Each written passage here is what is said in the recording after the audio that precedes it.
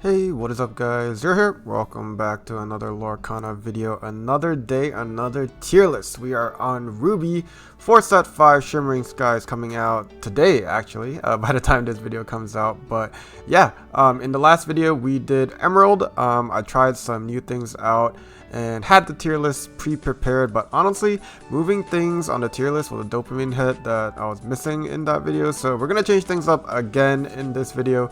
My apologies, but hey, it's all a learning process. This time around we'll go back to the empty tier list, but beforehand I went over some of the simpler cards and started off by classifying them in my head already, so hopefully this won't be as much of a slog. But hey, yeah, let's just dive into it. The first card we're going to go over is a pretty good example of what I'm talking about. We have Taffyta Muttonfudge, one of the racers from Wreck-It Ralph. She's a 2-cost, 2/2 inkable that lures for 2. This is the exact stat line of Aurora, the 2-cost Aurora that we had in set 1. It is better than most average vanillas in stats. It has 1 extra stat, so better than most vanillas. We're just going to put it at probably going to be close to the top of C tier. And yeah, since I already knew that, we can just move on without spending too much time on it. Next we have 3-cost inkable Wreck-It Ralph Demolition dude. He's a 1/4 that lures for 1, and his ability is whenever you ready this character, you gain 1 lore for each damage he has. This is a very interesting ability. It actually combos pretty well with some of the other cards in this set. Generally though, I don't like the ability where he has to sustain damage on him to be able to really get a use out of it, because you probably want at least 2 lore every time you ready him if you want to use his ability.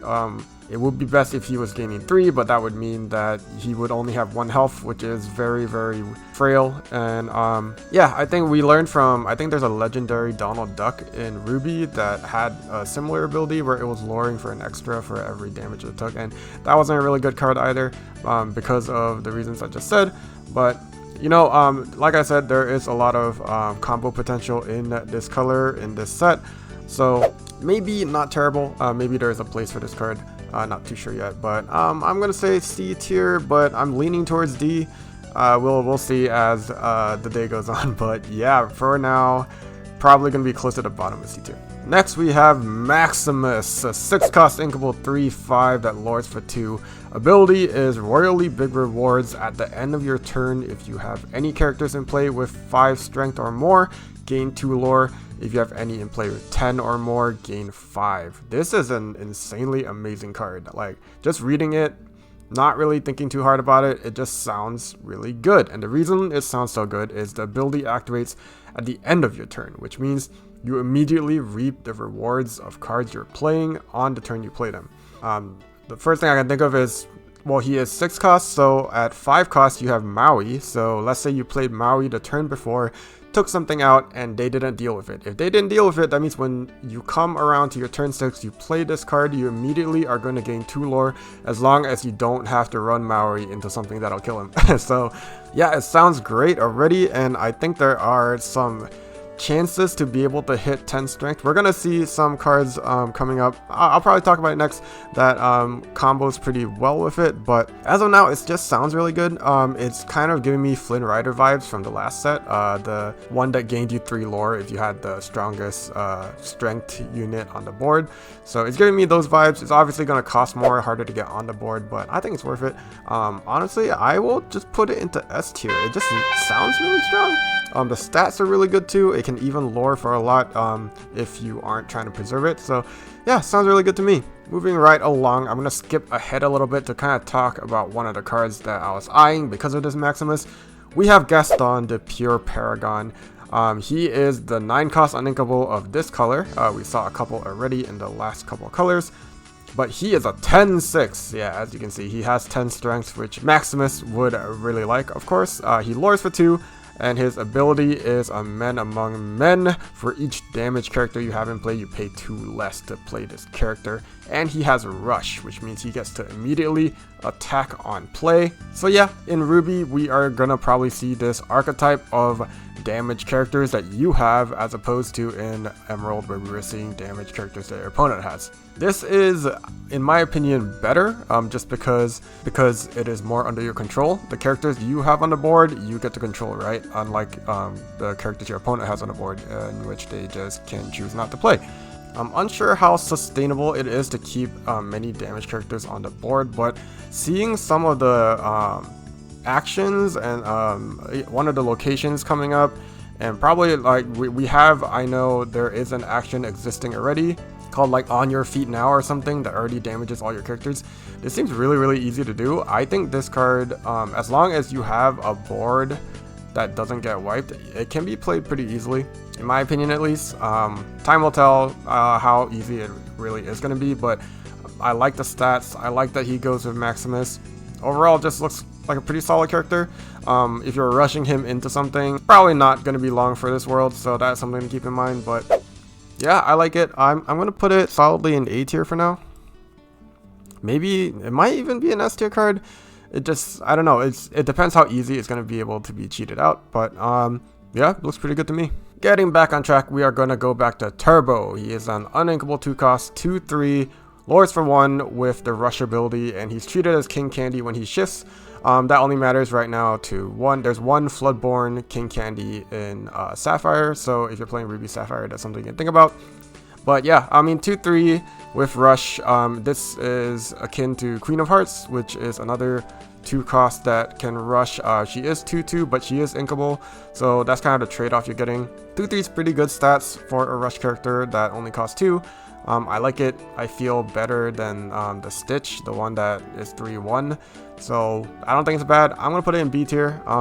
The fact that he can shift into that King Candy too is nice. I don't think he's a very good card if I remember correctly, but when we get to Sapphire, I guess we'll talk about him. But yeah, I mean, solid B tier card in my opinion. Moving on to the next card, we have the first legendary of the set. We have Donald Duck Pie Slinger. He is a 5-cost inkable, 3/6 that lures for 1. He is a Floodborn that shifts on 4, so only 1 cost below his original cost, and the reasoning for that is because his ability Humble Pie, when you play this character, if you shift him, each opponent loses 2 lore. And his other ability is Raging Duck. When your opponent has 10 or more lore, this character gets 6 extra strength, bringing him up to 9. Now, when this card first was released, I think people were kind of lukewarm about it. It looks alright as a card. It's not amazing by far, but seeing the Maximus, this card gets pretty close to it. So if we can bump it up like that 1 or 2 extra, which we have ways to do, we can get it into Maximus territory. And he has 6 health, which means he trades pretty well too. I don't know, I feel like he looks like a pretty good card, especially if you do manage to shift him. You get the lore reduction coming with him, which may not be bad. I mean, it could be helpful. We see several cards being able to reduce lore in Ruby.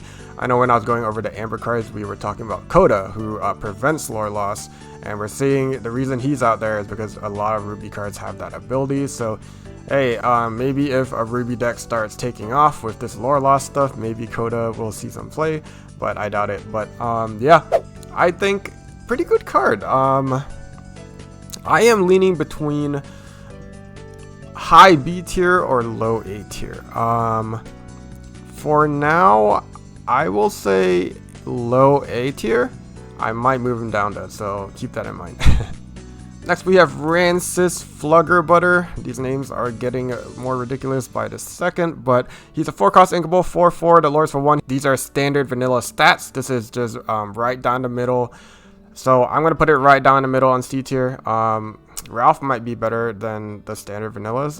We'll revisit that. But yeah, moving on. We have Scar, the Betrayer. He is a 5-cost inkable, 6/3 that lures for 2. Ability Long Live the King. When you play this character, you may banish chosen character named Mufasa. That is a funny card because it's targeted specifically, I think, at the new Mufasa, which we will see in Sapphire, which I think is a pretty good card. So really, how playable this card is going to be is how good that Mufasa is going to show up in the meta this set. If we see the Mufasa going rampant, I think every Ruby deck is going to have to tech this card in, and it's a pretty easy tech. Reason being, he is inkable, so if your opponent isn't playing Mufasa, just ink it away. Or if you have to, you drop a 6/3 that lures for 2.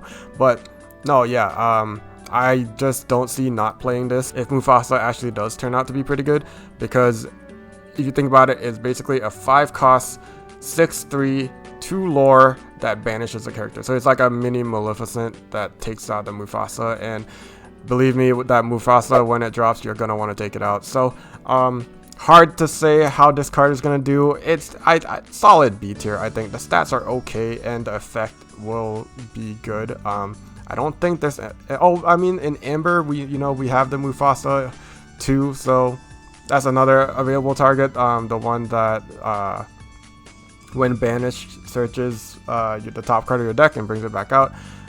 So I mean, that's 2 pretty good targets. So depending on the meta, we'll see if this card is played or not. I would say it's less important against the Amber Mufasa, but if the Sapphire Mufasa gets going, then that one's going to be a really good target.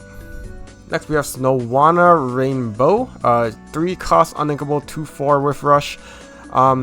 I mean, it's pretty good stats. I think it's kind of like those rush 3 cost uninkables that are 3/3 that lure for 1. Just changed up to 2/4. I personally like 2/4 a bit more than 3/3, but sometimes you do want to hit that 3 that I don't know if this is doing. This solid C tier card. I don't think there's anything crazy about it. And next we have Daisy Duck. She is a 2 cost inkable, 2/2 that lures for 1.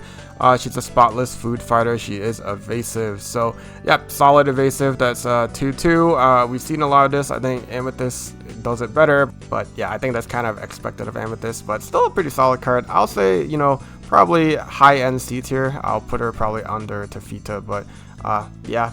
Next we have Mickey Mouse. He is a 4 cost inkable, 2/4 that lures for 2. Ability is when you have a character named Minnie Mouse in play, this character gets +2 strength. So if you have Minnie Mouse, then he is basically like, because we just saw a vanilla 4/4 that lures for 1, so he'll just lure for 1 more, and it requires Minnie Mouse being in play. I don't know. To me, it sounds pretty bad. Just that fact alone, I want to put him in D tier, and I think I will, just because I don't think I'll see play of this. I'll have to look at all the Mickey Mouses and Minnie Mouses we already have, but going off the top of my head, I mean, even if you do have a Minnie Mouse in play, he's a 4/4 that lures for 2. I feel like we can do better with 4 ink. Next, we have Ratigan, the Raging Rat. He's a 3 cost inkable, 1/5 that lures for 1. Ability, nothing can stand in my way. While this character has damage, he gets +2 strength. Yeah, like I was saying, in this set, there are several ways to damage yourself, so not too hard to do so. And if you do 1 damage to him, he's essentially a 3/4 that lures for 1. Not bad. Pretty good for an inkable 3 cost, if you do just take that 1 damage, of course. But yeah, I don't know. He's not the best card, but he does have a Floodborn coming up, which I'll actually talk about next, which kind of makes him better. I mean, just because you have a Floodborn doesn't make you better per se, but he shifts pretty well into it. We're going to go over it, but this one I'll say probably high C tier as well. The fact that he's a Floodborn, I would say almost bumps it up to low B tier, but I'll put him, just above the Daisy Duck. I think that's a good place for now. Jumping ahead to his Floodborn though, Ratigan, the Party Crasher, is a 7 cost uninkable 5/5 that lures for 3.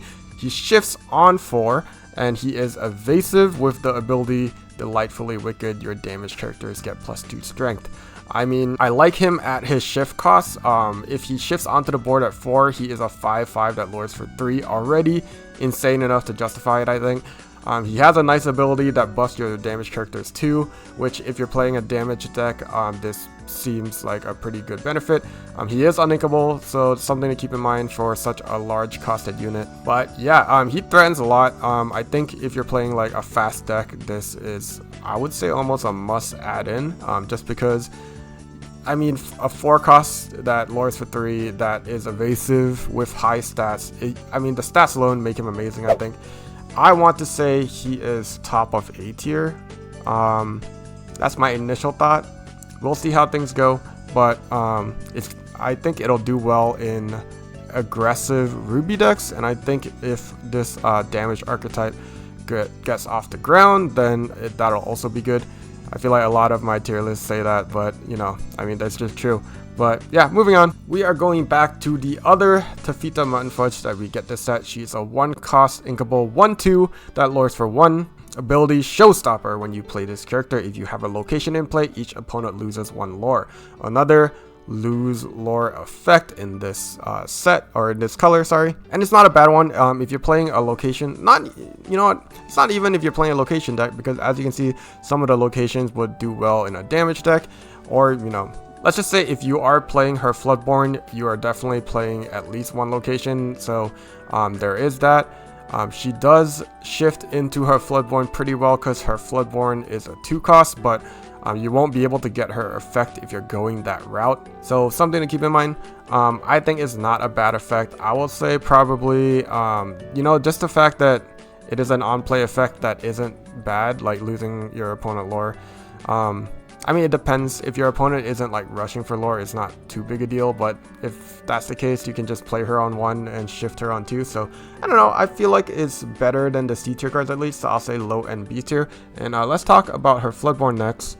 She is a 4 cost inkable 3/3 that lures for 1. She shifts on 2, like I said, and her ability is New Roster. Once per turn, when this character moves to a location, gain 2 lore. Interesting, very interesting ability. It is only once per turn, so you can't like cheese it out. I think it'd be broken if it wasn't once per turn, but we'll see that this is a lot more doable in this set due to one of the locations that we have. How viable it's going to be is questionable. I don't even know if this works well with the damaged archetype, which would be using the locations I'm thinking of. But yeah, we probably need a more intensive location kind of deck if we want to play this. But I don't think it's bad. It is an interesting card for sure. The stats could be better, which kind of hurts it. I'm inclined to put it also in the bottom of B tier. I might even put it below her shift target. Reason being, I think that's like immediate. I don't know. That's contentious. I feel like they're both pretty like similar in ranking, but I'll leave it like that for now.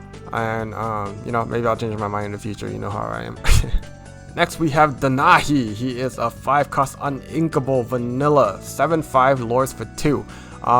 Generally, I don't like vanilla cards, but his stats are pretty buffed up for the fact that he's uninkable. Like, he is significantly statted over a 5 cost would be. I think the general vanilla in 5 costs is a 6/5 that lures for 1, so he is significantly better. He is uninkable though, so it's always like, is it worth playing him if he's uninkable? Because that's always like contentious spots on your deck. Like, it should go to very influential cards, but I mean, he's not bad just because he's statted up a little bit. I would still say probably middling C tier. I would, you know, I don't even like him above like this Daisy Duck or Rainbeau or whatever her name was. Oh, Rainbeau, that's probably how you pronounce her name. But yeah, so probably middling C tier, but yeah, I mean, his stats are better than expected, but still a vanilla card. Next we have Pete. This one is the Steamboat Pete, the one that matches the Steamboat Mickey we got in set 1, but he's a 7 cost inkable 6/6 that lures for 2. Ability Scram. When you play this character, if you have another Pete in play, you may banish chosen opposing character. I mean, there's a funny ability. I think a lot of the villains in the set, like I was saying, have this feature of like doing more effects if like they themselves are in play. That's probably some like thematic thing they might talk about in the next set. But yeah, I mean, it is interesting. The ability is similar to Maleficent Dragon, with the caveat of needing a Pete in play. He costs 2 less than Maleficent. He has similar stats though, so that's not a bad discount, as long as we have a Pete worth playing earlier in the deck, and you know, waiting, if it's worth waiting to get up to this guy. I feel like if you're like playing some kind of ramping kind of deck anyway, like you would just rather play Maleficent than having to slot in extra Petes to like kind of cater to this Pete's ability. If you're playing like a Pete style deck though, definitely, of course, this Pete would be a pretty good addition to it. As of right now though, I want to say we only have one other Pete and Ruby, which we see in this set. We'll talk about it next, but to my recollection, I think that's the case, or if there is one, he's not very good.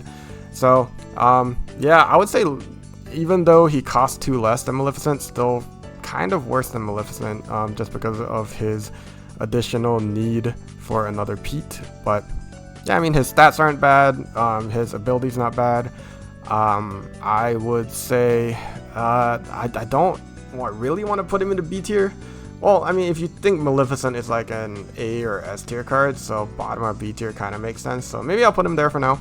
And yeah, let's just move on. Next we have the Pete we were talking about. He's a 3-cost inkable, 4/3 that lords for 1. He is vanilla. That is about run off the mill average, so we are gonna put him probably under Denahi, and yeah, sure above the Racer, but yeah, just a vanilla card. I mean, it activates the other Pete if you need it, but yeah, I'd rather not play vanilla cards. We move on to the other legendary of this color for this set. We have Robin Hood the Sharpshooter. I love this art. It's so dynamic. I actually like it better than the enchanted version. It just looks better to me. Like the pose looks better to me. But anyway, I digress. He is a 4-cost uninkable, 1/4 that lords for 2. Ability, my greatest performance. Whenever this character quests, look at the top 4 cards of your deck. You may reveal an action card with cost 6 or less and play it for free. Put the rest in your discard. I mean, free plays are nice, and he does throw things into your discard, which if we think about the revive card in Amber, which I kind of mentioned this Robin Hood when I was talking about it, if I'm correct, it goes really well with it. Reason being, if you miss, or not even miss, like let's say you find another action in one of your previous turns, and then eventually you hit the revive, you've probably thrown several cards into your discard that the revive can pick up. So definitely a combo to think about. This does occur every time he quests though, so he's a very vulnerable card just because his stats aren't too great. I mean, he's only 1/4. He does quest for 2, so it's nice every time you quest, you just get a new ability off. He probably works really well with either like bodyguards or readying abilities, so like decks that want to ready you a lot, like maybe this works well with that Wreck-It Ralph we were talking about, and then you just have a deck that just like readies and plays actions. I mean, that's doable. That's maybe the way to go with this, but yeah, I mean, his ability is nice. If you at least get 1 action off, it would be cool, but if you miss with him, I think it kind of hurts. There are some pretty good actions you can do though if the limit is a cost of 6, so I want to say he's not too bad. I'll say above the Pete. That's kind of what I'm thinking right now, B tier above the Pete. But I mean, if he gets away with it, and you know, like you continuously ready him, he's probably better. So I'm not sure. Probably better than the Taffytas, I think. Just yeah, I'll put him above them, right under the scar, and we're just gonna leave it there for now before I think about it too much longer. But yeah, next we have Arthur, 1-cost uninkable, 2/3 with Reckless. The only thing to note with this card, I think, is that he has a Floodborn target in Steel, so I think that's the only place we would kind of play him, because he's uninkable. Reckless, 2/3, it's alright stats. It's kind of comparable to Felicia, which we already have, but yeah, I would say C tier. Probably maybe under the, nah, it's about somewhere there with Denahi. Next we have Donald Duck Daisy's Date. He's a 3-cost inkable, 2/4 that lowers for 1. Ability, Plucky Play. Whenever this character challenges another character, each opponent loses 1 lore. Another lose lore effect. This one's significantly worse than the other ones. I think it's harder to pull off. One thing to note is you can use this to shift into his Floodborn target, the Cook Knight Donald Duck that we just saw. Honestly, if I'm shifting, I might just go with the one from set 1, the 2-cost vanilla Boisterous Fowl, because I mean this ability, if you're going to be using it, you're probably not wanting to shift it anyway. So yeah, I mean, middling ability, not too good on that, but yeah, I would say probably I want to put him in D tier, so I will. Maybe that's wrong, but yeah, I don't know. He just doesn't really strike my fancy. Next we have Vanellope von Schweetz. She's a 4-cost uninkable, 3/3 that lords for 2. She can rush, and she is evasive on your turn that you play her and your opponent's next turn. So she's evasive for 1 full turn, I guess. But Yeah, interesting. She will take out evasives on the first turn and then just regress into a 3/3 that lures for 2. Honestly, I like the Peter Pan Shadows better, or Peter Pan Shadow or Peter Pan, and like the new Elsa. I kind of like that, like where they're permanently evasive for their cost at least, better than this. Unless there's going to be a predominant Ruby deck that needs to rush into evasives without the use of Amethyst or anything like that, then I don't really see a use for this card, especially because she's uninkable. I will say a low end of C tier, maybe D tier, but maybe I'm underestimating it a little bit here. But yeah, you know, I mean, rush cards are generally like kind of good too, so probably maybe better than the vanillas at least. I'll say better than the vanillas at least. I'll put it lower than this Arthur though. Better than the vanillas at least. We'll see. But yeah, moving on. We have Simba, the 1-cost uninkable 2/1 that lures for 1 ability. I laugh in the face of danger when you play this character. Chosen character gets +2 strength this turn. This is Megara's ability, the Emerald Megara, but she is a 2-cost, but she is inkable. There's a lot. I feel like Ruby has a contentious uninkable spots. I don't know if it's worth taking a 1-cost hit just to be able to, I don't know, buff someone for 2 strength. I mean, as we know, that strength could be important when it comes to like Donald Duck, where we want to get him from 9 to over 10 for Maximus ability to activate, stuff like that. But I feel like there's better ways to do it. So I'll say D tier, but you know, if we need it, if we see decks needing this additional strength, I feel like they would find it in other places just because he's uninkable, and I don't like that. But maybe I'm wrong here, maybe I'm underestimating it, but yeah, I mean, I'd rather find it elsewhere.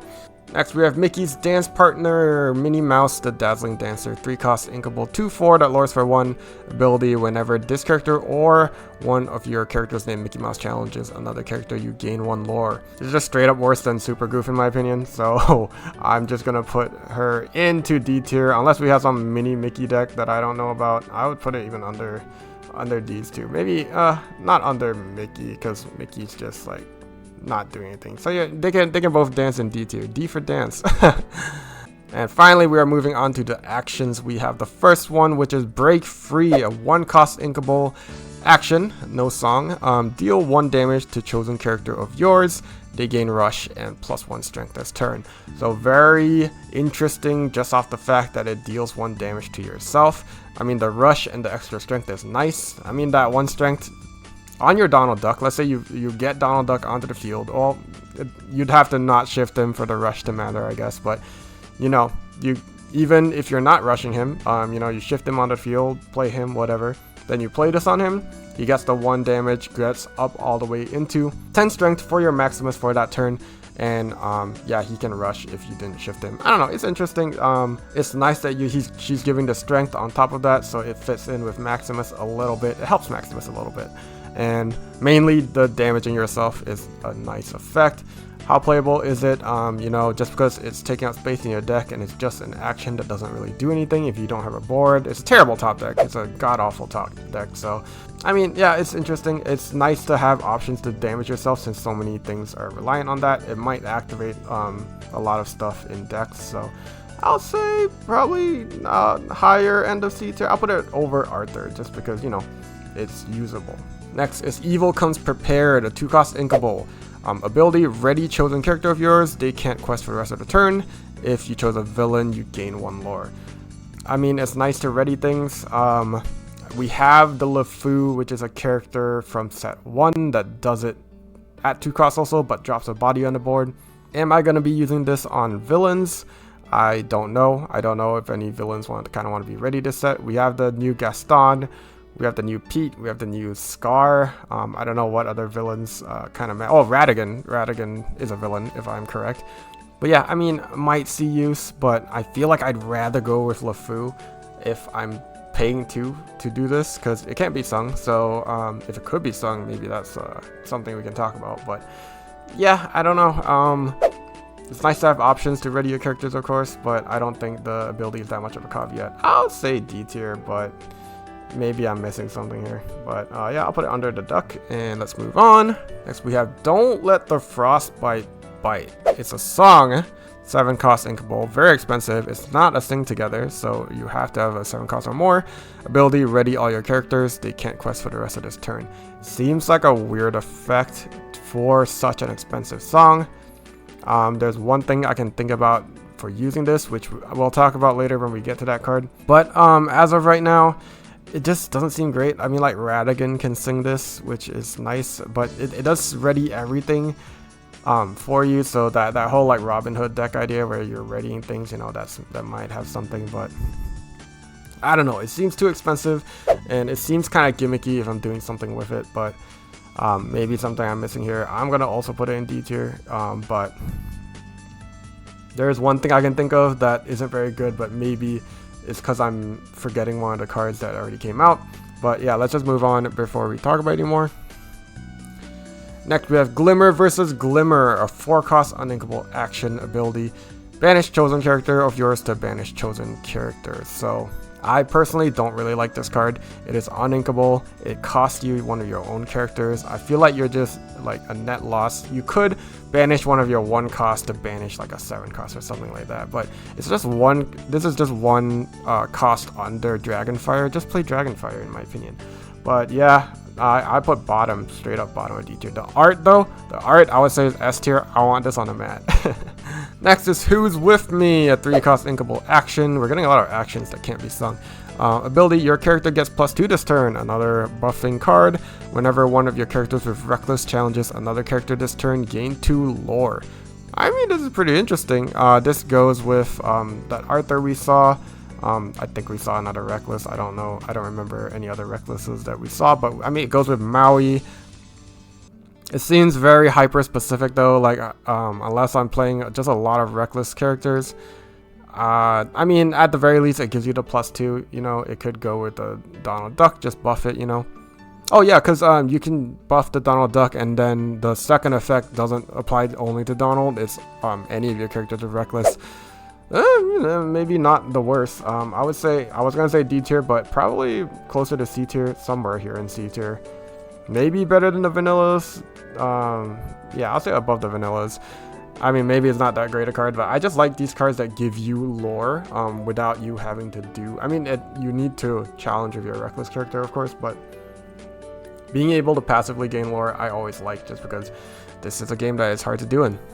Next is our first item of Ruby, 1 cost inkable Potion of Might. The ability is for an additional cost. If you banish this item, a chosen character gets +3 this turn. If a villain is chosen, +4. This helps Maximus. I'm just thinking about Maximus. I just have Maximus on my mind for this entire video, but yeah, I mean, it helps. I don't like these ones that, I mean, like, so it's basically +3 strength, but you can wait to use it for later. It'll cost 1 extra when you do use it, but it's not the worst. It's an item that kind of, you know, stays there and is usable whenever you want. Seems pretty good to me.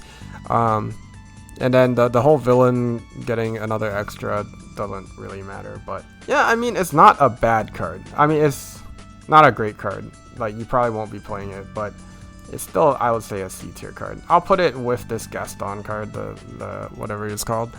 But yeah, let's move on. Next is the Sword Released, another item. Wow, I like that art. It's a 3 cost uninkable. That ability is at the start of your turn. If you have a character in play with more strength than each opposing character in play, each opponent loses 1 lore, and you gain lore equal to the lore lost. And the reason they framed it like that is, I assume, because of Coda, where if Coda is active, they don't lose lore, which means you don't gain lore. So I think that's one of the reasons they framed it like that, because I don't think you can change that lore number.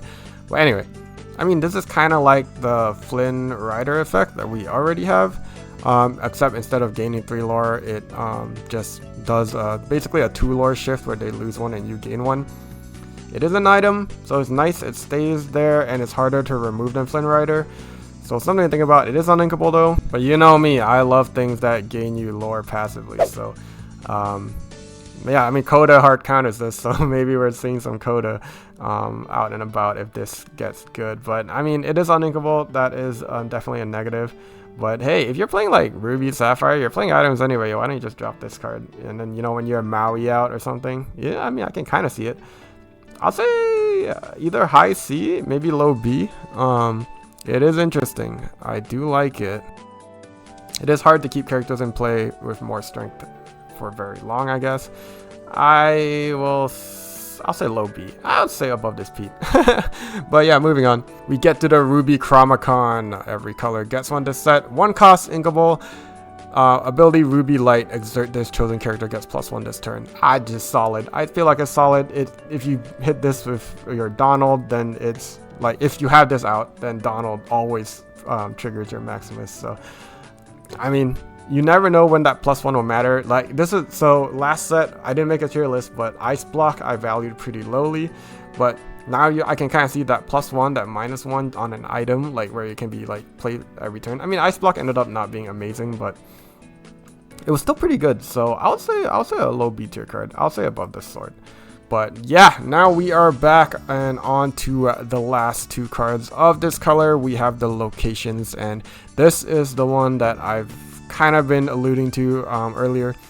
It is Sugar Rush Speedway, a 1 cost uninkable. It has 5 willpower. It costs 0 to move here with the ability once per turn. You may exert a chosen character here. Oh, it's only once per turn. Once per turn, you may exert a chosen character here and deal them 1 damage to move them to another location for free. Never mind, you can only do this once per turn. So I was thinking with the Don't Let the Frostbite Bite song, whatever, you can, you know, use all your characters, challenge, quest, whatever, then sing it with one of your 7 cost characters. Everything gets up, everything goes to the Sugar Rush Speedway, and everything moves along, damaging it all. But no, yeah, never mind, it's only once per turn, so you can't suddenly damage all your characters. That was the whole thing with this, is it exerts them and then they take a damage and they move to another location for free. But okay, never mind. Now that I read it, maybe not as great as I thought.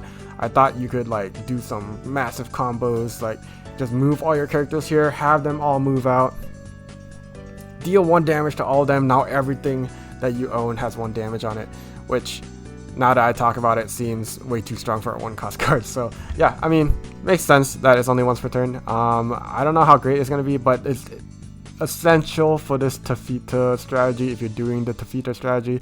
But I would say even essential for this damage strategy you got going on. I'll show you the next location, which will kind of maybe make more sense.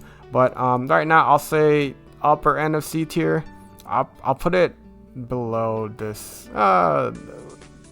Wait, this Taffyta is the vanilla one, yeah, so I think I'm overvaluing this Taffyta. I put it up here and I just forgot what it did, so I didn't look at it anymore. I'll put it under Daisy. I think I like the evasive more than the yeah, sure.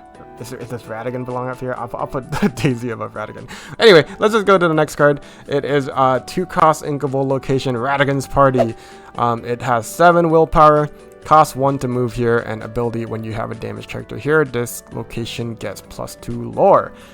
I think this is a really good location if you're playing something that some deck where you are definitely damaging yourself. Obviously, like the Sugar Rush Speedway is the first thing you can think of, where you move something there, exert it, move it over here, is already damaged from the Sugar Rush Speedway. But it's exerted though, which means if it's not evasive, it is liable to get hit by something. I mean, immediately a strategy I can think of. Turn 1, Sugar Rush Speedway. Turn 2, Ratigan's Party. Turn 3, Mini Surfer. Move it to the Sugar Rush Speedway. Exert Mini Surfer. Take 1 damage, move it over here, and it starts loring for 2. That's the first thing I think of. I'm sure there's some weird combos with like damage decks. I'm not thinking too hard on it right now, but I mean, I think it's a pretty good card. I'll say low B tier. I will put it over the sword maybe. It's giving me Queen's Castle vibes. That's like cheaper, so that's maybe even better. I want to move it above these Taffytas, and I sheepishly won't put it above the Robin Hood yet, but yeah, I think that's kind of where my thoughts are for this set. Let me know what you guys think. Do you think I'm kind of right? Do you think I'm kind of wrong? And what do you think about Ruby as a color for this set anyway? But yeah, thank you guys for watching this far. If you are still watching, I will see you guys in the next tier list coming out. And yeah, I'll see you there. So yeah, thanks for watching, and ciao.